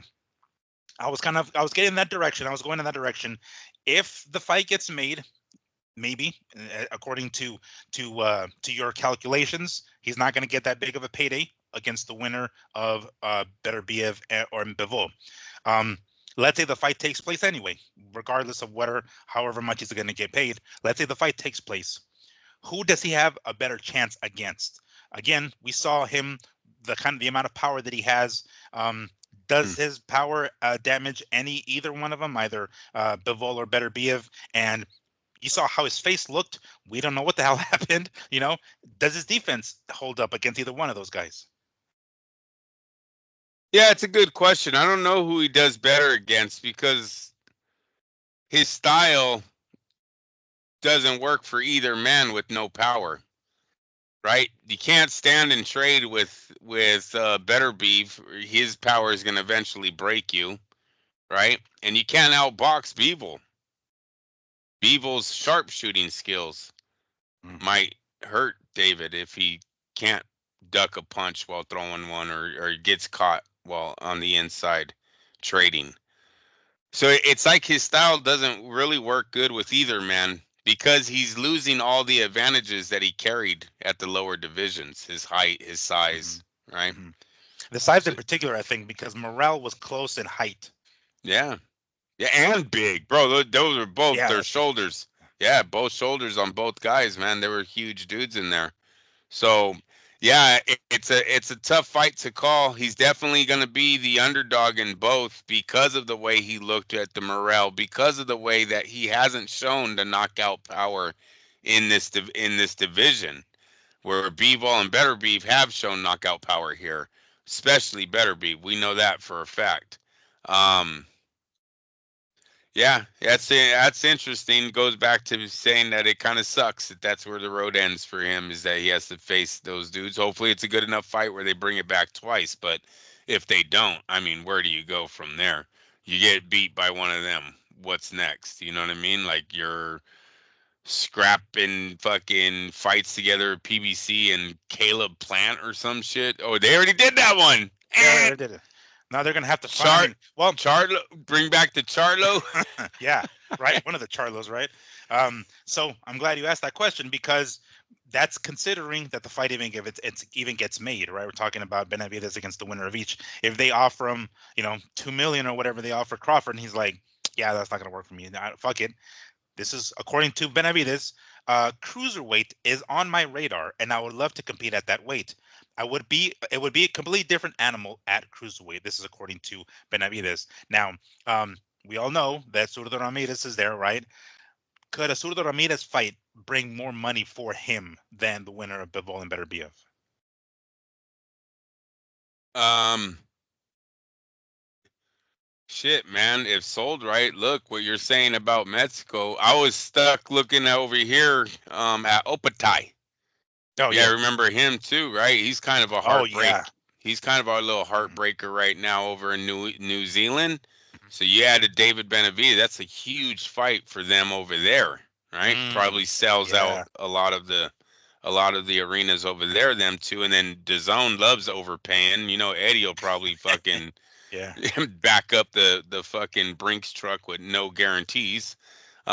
So decent fights, even though the lack of power is alarming, right? Because if you don't Yes. have power at 175, what are you doing at Yes. what are you Yeah, doing and at and if your cruiserweight? face looks like this after this fight with Morrell, who barely fucking threw much, how is your face going to hold up against heavier hitters up there? Because I, And really, the fight can only be against Better Beef. Didn't His Excellency already say that fight is only for the Better Beef? Because if Bivol wins, they're going to a third one. oh shit, did he say that really? Well, I guess Yeah, that would make sense if they did. I Wow. believe they said that it's only if Better Beef wins because yeah, they're gonna do a third fight if especially if it goes the distance. It's another classic technical boxing match, whatever you want to call the first Yeah. one, and so I think we're only looking at um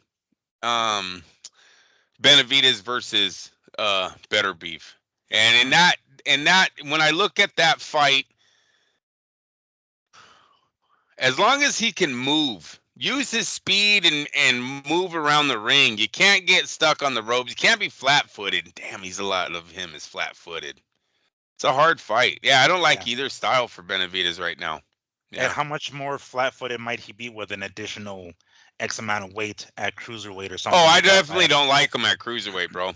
Cruiserweight, Yeah. right now that Opatai, he owns that division. Dude, they're talking about him going to heavyweight. Like you want to stay away from that guy, and he's young. Benavidez is young, but He's not I the don't. powerhouse And at he's not a heavyweight. heavyweight. No. He would be he'd be Andy Ruiz, right? A little smaller, but Right. the same body, Mhm. same body style, same body type.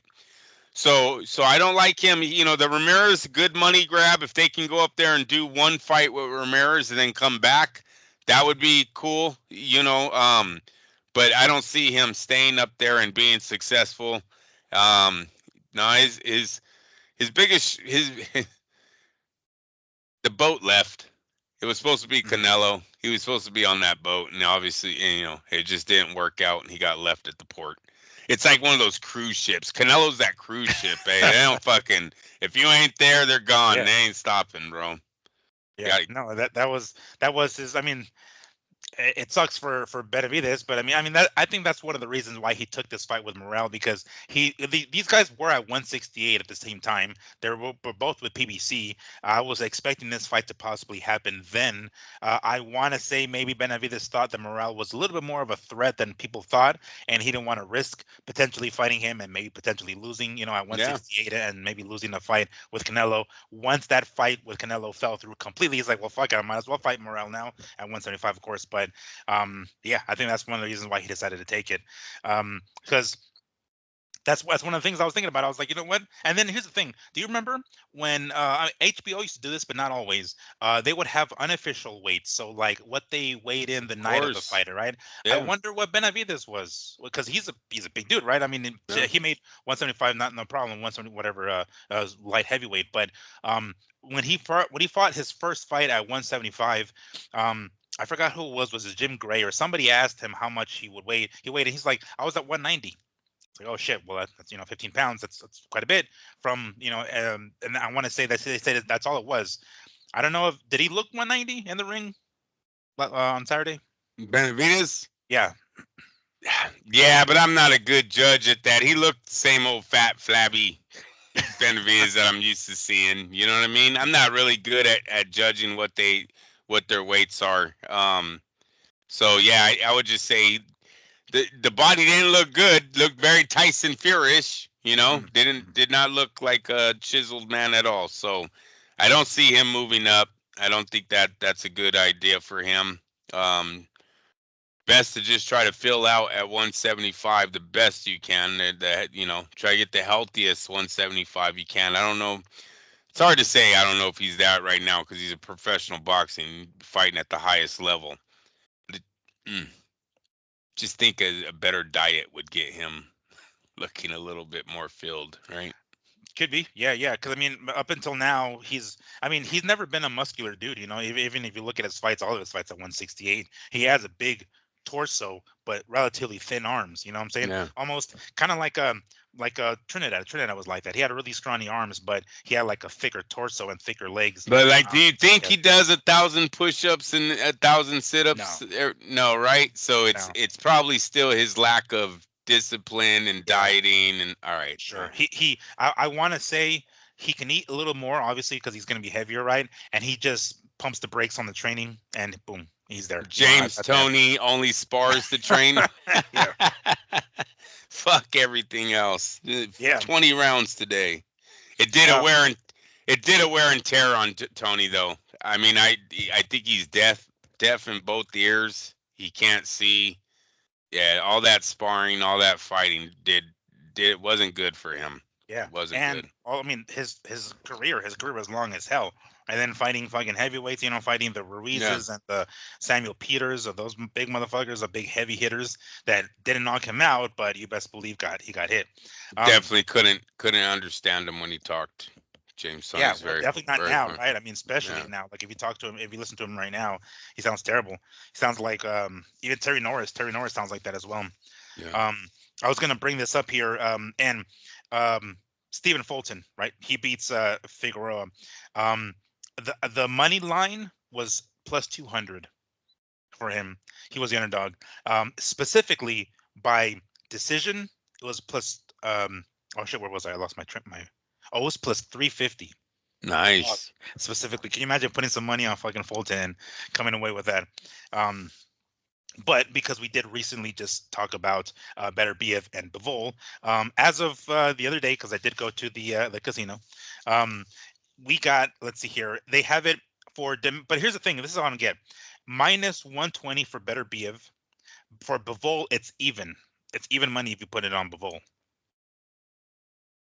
Is that I never. So yeah, I mean, they have the fight very close, and it should be, bro. The first fight was really close. You know what I mean? So no, it's almost a pick 'em fight. Yeah. If it's 10 and a half rounds, if it goes over 10 and a half rounds, we're at minus 260. So good chance that the fight's going to go the distance, or at least over 10 and a half. The under is plus 220. Beterbiev was coming off an injury in that first fight. One of the reasons why I think he didn't put too much power into some of his shots. Now, several months removed from that, now better healed.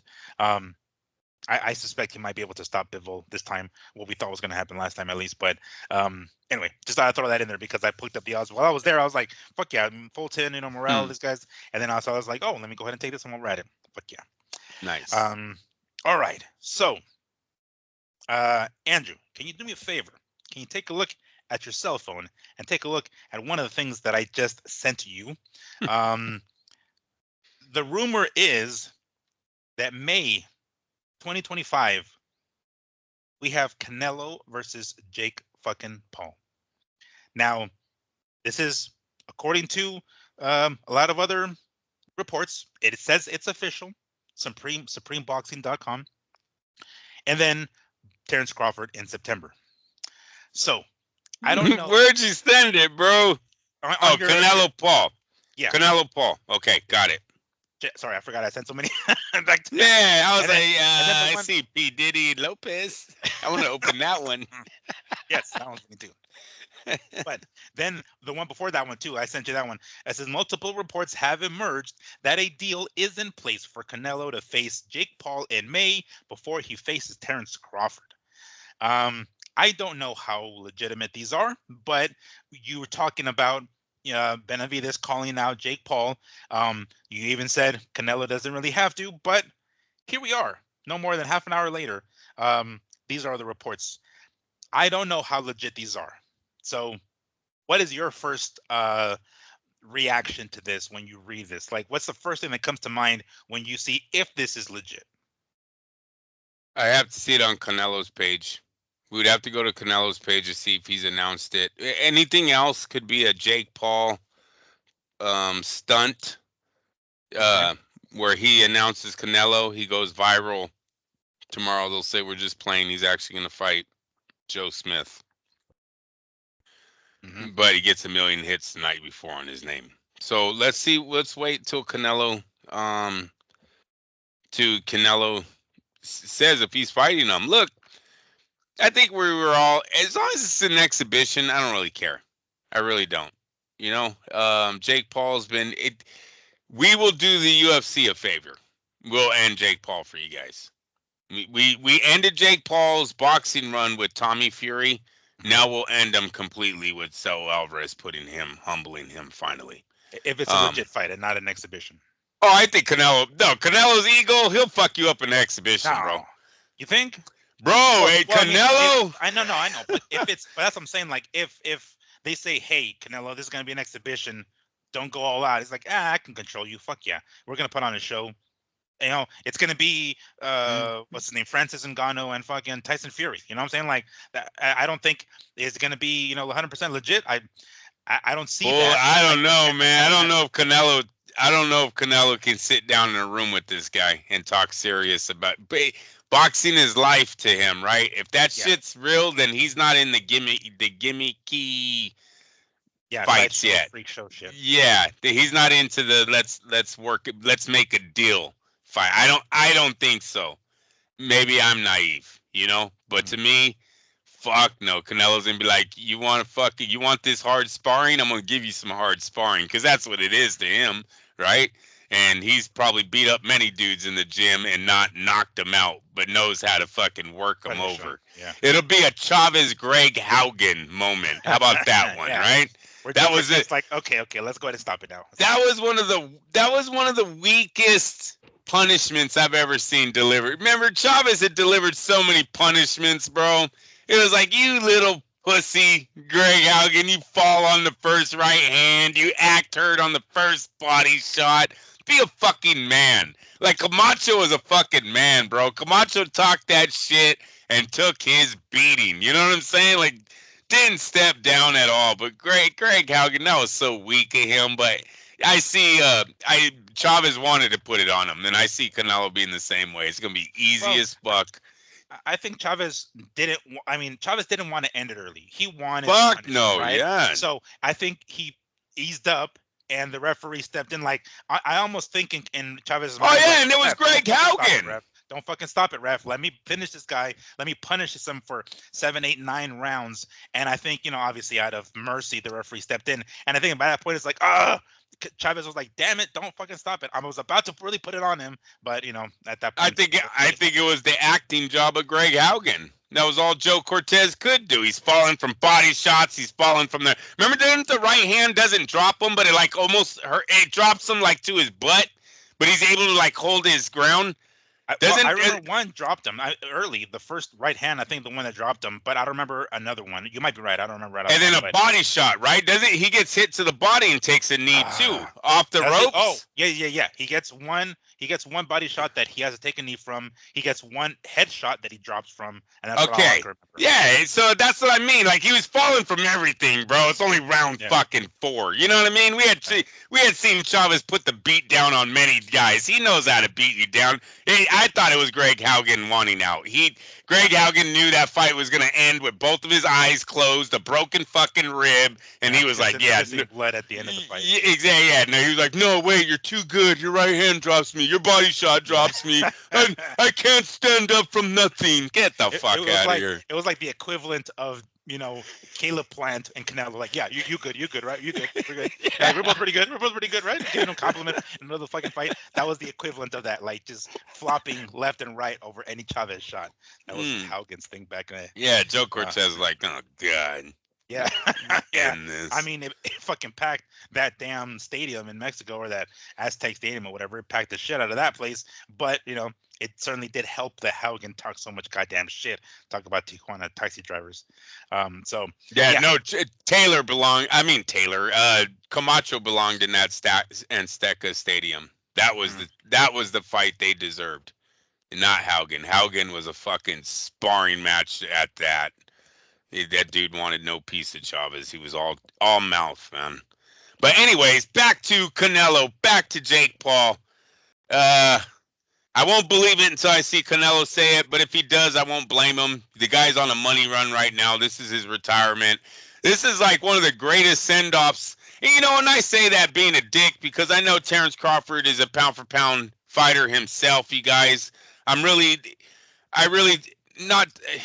just not as excited for that fight because of the weight disadvantage that Crawford has going in. The rehydration clause, if any, seems not to be that, doing anybody any favors if it's really 14 fucking pounds that he gets to gain coming into the fight. It's really not a clause at all. And so, I mean, for Canelo, if he really does get Jake Paul, which will bring in a hell of a nickel, that's going to bring in so much money to Jake Paul, because Jake Paul does pretty good on his own. You add Saul's money to that money, we're looking at $100 million payday for them to split, right? Clearly they'll make that on pay-per-view. So it works. I think we called for it. Didn't we call for it last Jake Paul fight? We were like, all right, we can do it. Let's just do an exhibition. I didn't want to give him the fucking the belt, the title shot. Right. But yeah, I think it's time to end this circus act. I really would like all of them. And did you see what happened to that ice speed? I don't know if I'm not getting his name right. The black kid that went on the YouTuber. Ice Speed, in WWE. Yeah, he got speared. Yeah. Poor guys, what the fuck, man? They did that shit on purpose. Oh yeah, you want to get in there? Come on. Yeah. Fucking gave it to him real, man. They're like, this is gonna happen. You're gonna do a flip, and then I'm gonna spear you. It's like, oh, don't do it hard. Like, oh no, I won't do it hard. No, I got you. And then fucking rams the shit out of him. He has some kind of spine damage from that, bro. He didn't walk away 100% from that. He went whiplash. I'm sure. Whiplash, yeah. Like with a stiff ass fucking neck, like Neo in the Matrix and shit. Like that dude is, yeah. Because at some point you got to tell these guys it's not a game, right? You guys all like the Paul. He wants to come in, and I know he's being an athlete. He's done the weightlifting to get his body there, but the wrestlers must get tired of that shit too. Getting all these phone calls that you got to let this YouTuber in, and he's gonna throw you around. Yeah, fuck that. He's gonna throw me around. I'm gonna show him what wrestling is. Yeah, and that and it looks. that's old school. That's really old school. Like I don't know Yeah. if you remember, but some back in the day when wrestlers were still under this code that they couldn't just say that it was fucking staged. They had to be legit. So when they're interviewed outside of the ring about the legitimacy of their profession, they would get in the reporter's face. They'd fucking slap Yeah. them and shit. They would be Yeah. like, oh, does that feel fake to you, motherfucker? And they would get hella pissed. Like it's very old school thing for them to do. Granted, it isn't as strict as it once back then, as it was once, because now it's on the open of how much of a show it is. But low key, I mean, dude, it even happens with wrestlers themselves. When new wrestlers come in, other wrestlers take liberties on them to like show them like you got to earn your fucking bumps, dude. You got to like pay your dues and get your credit. And you're not just gonna go in here and perform a fucking flip in this Royal Rumble and think you're not gonna get out of here with a bruise or something. Yeah, that he got speared hard fucking court. But so you think Canelo is not going down for no? He's not gonna be down for no sort of exhibition fight. He's like, no. If we're gonna do this, it's gonna be legitimate. Or if it is, a sparring session, glorified sparring session, that he's gonna lay it on him real good. He still lays it on him. Yeah. I mean, this is Jake Paul's moment of truth, right? You've been calling for Canelo for Yeah. some time. Canelo takes boxing his life seriously. So if you want to get in the ring with me and we're all making money, I don't see him holding back. There's no reason to hold back. Now look, I say that. What if Jake Paul takes all the punches, pulls off a Morrell, is able to just get beat up and fucking hold on, last? Yeah. Well, then I think Canelo tips his hat to him, goes, hey, I fucking, I gave him some good hard rounds and the guy took it, and maybe gives him respect from it. But doesn't mean I don't think Canelo is at that level yet where he's ready to give guys free passes in the ring. Mm. That's just me, especially Jake Paul, who's kind of talked bad about him for a few years now. Like, Yeah, he really has. yeah. I mean, and he's then he's called him out several times already. And then we know as the fight gets closer, they're going to be talking more. Jake Paul's people will be talking. Yeah, something will be said to piss off the king. Fucking come out there and rack him.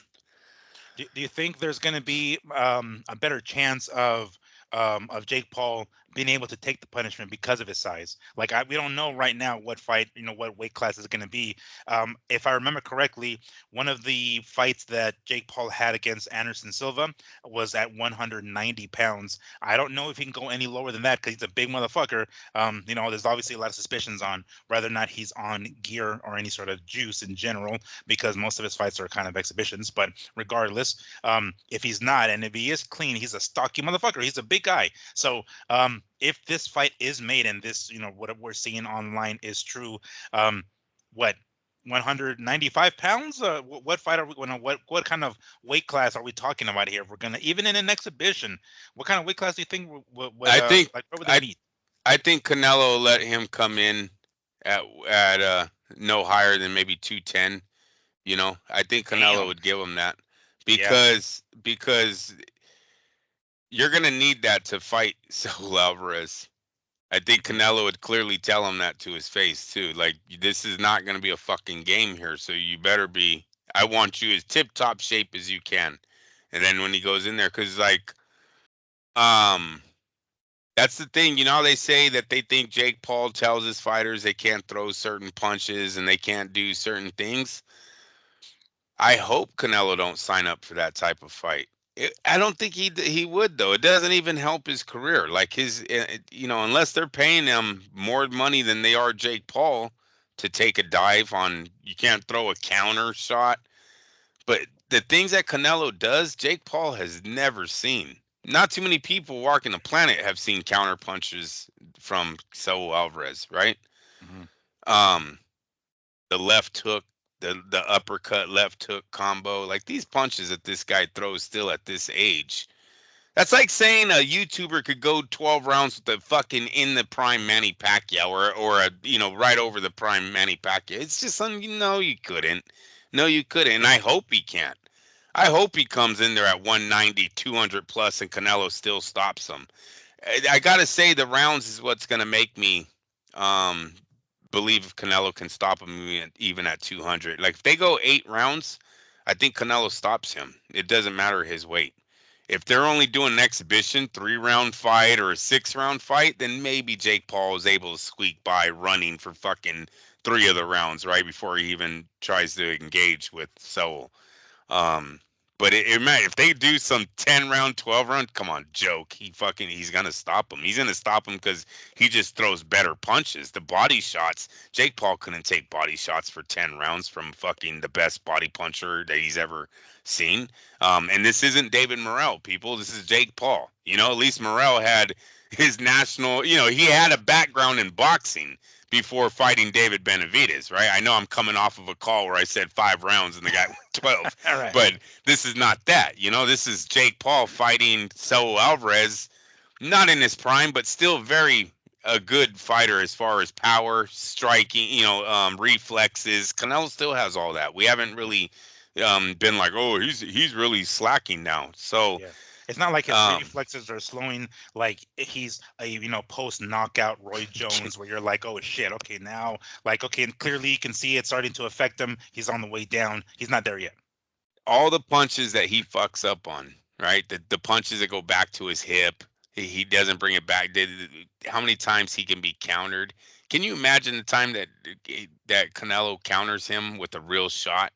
Jake Paul might go down just because he's never seen that, right? Well, dude, that sneaky left hook that he throws, Canelo, I'm saying, he throws that left hook so clean, it almost like it's coming from the bottom. If you watch that second fight with Golovkin, he throws that shit like down here and he comes on top. Dude, fucking Golovkin's like, damn, he took it, of course, but it's like, geez, that shit's so fuck. I mean, it's the same left hook that dropped Berlanga. It came low and then ended up coming up high. Dude, there's no fucking way. And then, oh, you know what? What if they used like 12-ounce gloves? Yeah, That bullshit. You know what I'm yeah, saying? It's like yeah. it's not the 10 or 8 ounces. We're talking about 12, exhibition style type bullshit. FYI, Jake Paul weighed in at 227 when he fought Mike Tyson last. He looked pretty stocky, like thick. You think he can beat 210? You think he can drop No, even? I would think Canelo would make him come a little bit less than that. That's a little too heavy. And not that it gives him a chance of winning. It's just like, come Oh, on, it like gives him a chance of lasting. what do you need? A It gives him a fucking chance. you need a 40, 50 pound weight advantage, like come on. Well, he's gonna need it to take the shots. That's what I'm saying. Like, if nothing else, it'll be just so he can survive however many rounds they're gonna go, as heavy as he can be. That's what I'm Yeah, thinking. yeah. But we don't know. That's in other words, Andrew, your first reaction is skepticism. Let's see it on Canelo's page first before we say yes or no whether or not this fight's It's gonna go that down. bait and switch shit. They've done it Yeah, before in boxing way too much. They sure. they give us that one fight, we all talk about it the night before, and then the next day it's something totally different, and they're like, oh, sure did get a lot of traffic the night before. Well, um, on the subject of Canelo, one of the other stories that I sent you that you can take a look at your earliest convenience, but it seems as though there's some sort of at least agreement between Canelo and Crawford. We talked about the fight being in the talks, right, in the works. It seems as though they have an agreement already in place, according to Ring Magazine. Let me go ahead and read what it says here. It says Canelo Alvarez versus Terence Crawford now has an agreement in place for September mega fight and Riyadh season card in Las Vegas. The Ring has learned. So the Ring Magazine was the one that reported it. So we were talking about it, the fight possibly taking place. It seems as though we are now one step closer because there's an agreement in place. Now, that being said, one of the other stories that popped up here on my feed is a location. It says here, according to, again, Ring Magazine, that Canelo versus Crawford Riyadh season event will be at Allegiant Stadium, Las Vegas. So it seems as though they're going to go big. It ain't going to be no T-Mobile. It ain't going to be no MGM. It's going to be 70,000? I don't know how many people you can squeeze into Riyadh or a fucking Allegiant Allegiance. Stadium, Raiders Stadium, Allegiant Stadium. Wow, okay, Allegiant Stadium. Um, that's big, huh? That's pretty major. It's major. I don't know if it's the right fight. You know, Nebraska, will they show up for Crawford? They sell out over there, right? Will they come out for him in Las Vegas at those kind of prices? Maybe that's why they're going. You know what? Maybe that's why they're going, because you can have a wide ticket range, right? When you have 70,000 seats, if your fan base is only used to paying maybe, say 500 and up to watch your guy, can't really get away with that at small venues, but you can get away with that at a big venue because Canelo's people are used to spending 10 grand, 15 grand for their seats, right? So they'll all be in the lower bowl. Terrence Crawford's people will come in, they get the and not trying to talk shit. I'm just seeing if that's why they went Allegiant Stadium with this, because there's so many things that is wrong with Allegiant Stadium. What happened to the roads entering and exiting that stadium? Have they been widened? Because that's I heard there was a bunch of safety concerns about ambulances. Oh yeah, that's why they had a Super Bowl there last year, right? They did have a Super Bowl there, yeah. They did. The Niners, last year. Yeah. The Niners were there, so that's right. They lost. So they did have a Super Bowl there. So maybe they've widened these roads and made everything right. But that's what was holding back the stadium for a while, was they were kind of playing with fire. They had just enough room to make it work, but not enough on a big night where what boxing brings. Boxing brings celebrities. Boxing brings movie stars, freaking athletes. There's not too many sporting events like boxing on a big night like what a Canelo and Crawford could be. Think about the Mexican celebrities that will be there, right? They're singers, they're players. I mean, this thing could get packed with limousines and everything. Everyone's trying to get in, and you only have a 1-lane road leaving this fucking stadium. Yeah. Right? Now we had some guy get fucking stabbed over here. Well, how, Okay. Just saying. This is what the problem was with that stadium. Canelo and Crawford are going to bring a lot of cars. There's going to be a lot of traffic. So, it's weird that they picked that one to do it. But maybe Mark has fixed the roads. You would know better than I would if those roads have been widened down there around the stadium.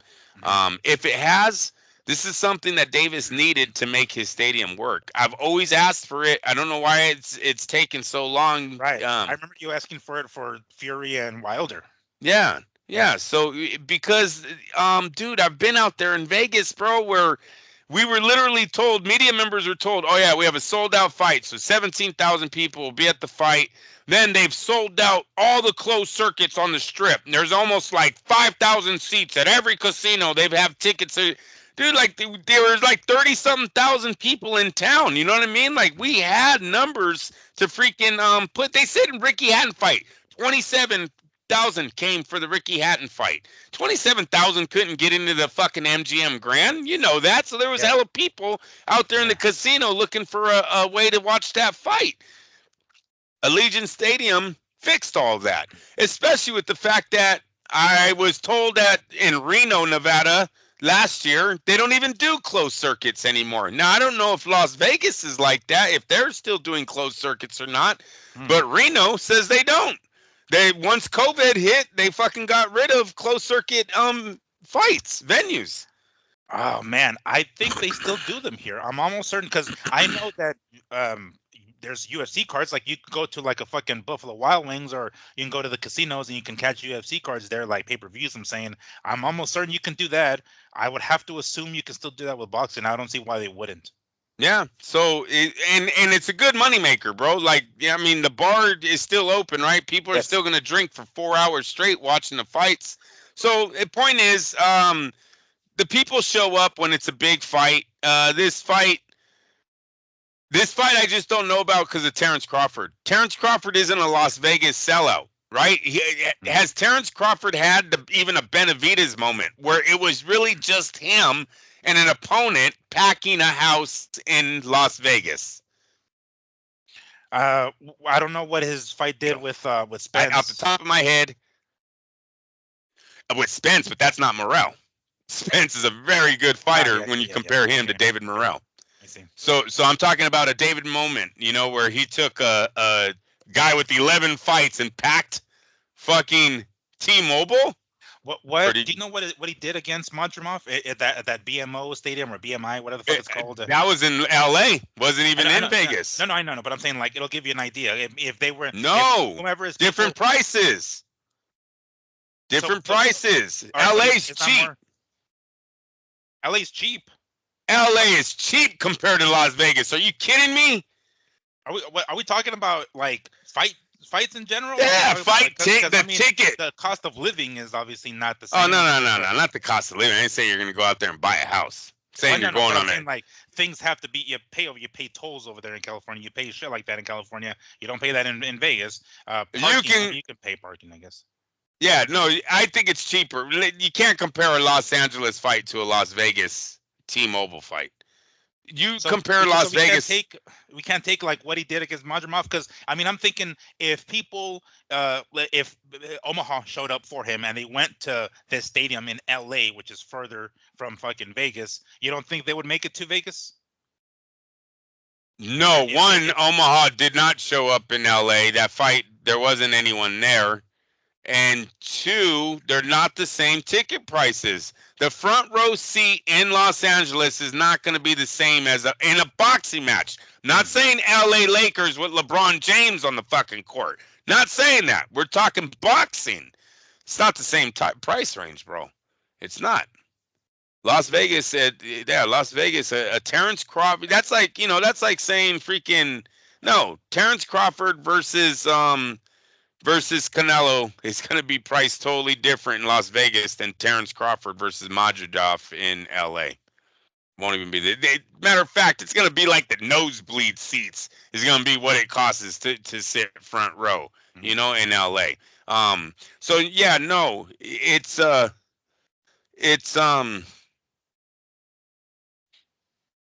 it's scary because I don't know if Terrence is a Las Vegas fighter, and that would suck. That and I hope it isn't his excellency pushing this because it's going to be another investment, probably gone south. Doesn't mean it's going to stay that way. But what I'm saying is the first fight that he's picking might not be the best one to put in a 70,000 seat venue. You're gonna have to go and sell some of those tickets out there in Nebraska, in Omaha. You might have to drive some tickets out there and get some people, put them in their hands so they go, all right, I'll be there. Right? yeah. Don't make them have to go to Las Vegas and purchase them. Terrence, you might have to take that shit to out there somewhere and start selling them there. Mm. Get your guys out over there. Yeah, it's a weird one. To me, Terrence makes money. He would have made money on the front row seats. Hey, maybe Nebraska shows up. Maybe I'm on. You know what? Jermaine Taylor used to get a good crowd from Arkansas. I'll give him that. I've been to a few Taylor fights. Them college kids used to show up for for Jermaine Taylor. So maybe that happens for Terrence here. Yeah, we'll see. Listen, I know I've been hard on the fight. It is kind of weird that Terrence is taller than Canelo and has a longer reach. That's fucking weird. It's so weird that I think they're so far apart. And then when I looked at the tail of the tape, the man's actually taller and got a longer reach. And the reach is like by 4 inches. It's not even Wow. right? Didn't we just look up the reach? It was a significant reach he has on him. No, wasn't it like 3 inches? Well, maybe it's like 3 inches. It was like maybe. And even if that, it's still when you think of a super middleweight versus a welterweight, I just didn't think Terrence was gonna be beating him in the tail of the tape. Yeah, so Crawford shows 74 inches. Let me see here. So reach. And oh shit, yes. Canelo says 70 and a half. So about 3 and a half? 3.5. Well, nearly 4. Yeah, because I've seen it's crazy, right? I've seen other content creators talk about the height or I guess the difference is the weight, obviously, but size wise, everything else, the dimensions are pretty close to one another. And this particular content creator was basically saying to Crawford's fans, like, you can't use size as a fucking excuse if he gets his ass Measure. beat. We Yeah. can say maybe weight obviously, but everything else wise, like height wise, reach wise, I mean shit, even like broad shoulder wise, it's relatively close. Or if not, what's his name, Crawford with the advantage. So can't go that direction. But I mean, power has to be power, right? That's really the Yeah. only thing. It's Canelo feeling the power of 160 pounders, 168 pounders, 175 pounders, being able to take it and dish it out. Maybe not 175, obviously. I mean, yes, he did KO Kovalev, but that was a Kovalev already on the way down. But can he do that? Can Crawford do that at 160? 168, we haven't even seen that, obviously. So power is going to be obviously the major factor. Size, maybe not so much, huh? Yeah. No. Yeah. That's why that first fight is important. I hope they pick a good opponent for Terrence because it really it's the one that drives the ticket sales for the Canelo matchup. If he can look solid 160, knock out a legit opponent, wow, yeah, the fight could get hot really fast here. Especially because there's a lot of Americans that already think he can beat Canelo. That is very. I see that in a lot of chat rooms, dude. That the upset is in the air with Don't sleep on Crawford. Don't everyone's sleeping on Terrence. Like, all right, if he can have one good showing, this fight could get hot overnight. Yeah, it's true. I mean, but man, there's a lot going to be, like you said, there's going to be a lot riding on that fight, on his first fight. If it is, because I mean, at this point, we don't know who it's going to be, but the rumor is Derevianchenko. Whether or not we get to that point, and actually there's an announcement made in the near future, because like if this fight is or the one with Canelo and Jake Paul, if that is legit, we're talking May, right? Um, we're going to assume that around that, April, or maybe not April, maybe it's too soon, May, June, it's going to be when Crawford steps in the ring with whomever he decides. It's going to be around that same time, so he can have equal enough time to rest and stuff. So Oh yeah, we should be true, we should be true. finding out at some point in the near future, if we're already hearing rumblings of what Canelo's May fight is going to be. Chances are we're going to be hearing something very soon of what Crawford's fight going to be before September. Yeah. Okay, so before we finish up the show, because we're already here, just one more thing. Um, Ryan Garcia and Devin Haney have now both entered into multi-fight agreements with Riyadh season, so it's officially official. It's known that the pair will fight on the same card in May, with the aim of meeting in a potential rematch later in the year if they both win. We already know that Haney has got Jose Ramirez next, and Ryan has got Rolly Romero next. Fights, tests to some degree. Obviously, I think a harder test for Devin than what would be for Ryan. But whatever the case is here, it's officially official. Now, I did read also that Ryan Garcia has enrolled in drug testing with two different agencies. That's probably one of the conditions of him officially signing with this Riyadh season deal. Ryan Garcia has committed to random drug tests from VADA and the California State Athletic Commission ahead of his fight versus Rolly Romero in May. The ring has confirmed. So um, things seem to be marching on, right? We're gonna get this rematch, at least presumably, if both these guys win their fights in May. We're gonna get the fight later on in October. I think the last word that I read or that I heard was New York. It seems as though their first fight is going to be in New York, or at least their first fights are going to be on the same card. That's going to be in New York as well, possibly even their rematch. But not bad, huh? He's signing up for the two different drug agencies to make sure that he ain't doing some silly shit. And then it's official; these guys have signed with Rio season. Um, good Well, news, he's at least. actually. Mhm. It's actually a slap in the face to the WADA or WADA. Was it It's W or it's it's V? it's V Vada. Okay, so VADA's connected to Conte, and I know Conte doesn't own this shit, Hmm. but it's hella weird that he even signed up with that one because they're kind of off the backbone of Conte, meaning Conte can walk into that building and at least have some kind of pool. He helped build the motherfuckers from the ground up. You know what I'm Okay. saying? Like, Hmm. so that's why he brought in the California State Athletic Commission. So basically, they're watching VADA. Okay. That's why he did it. It wasn't to like double secure himself. He's been on the push that it was Conte who had something to do with his false test the first time. Remember when all that shit was up there? Now you're going to go over there and submit tests to this company? Yeah, right.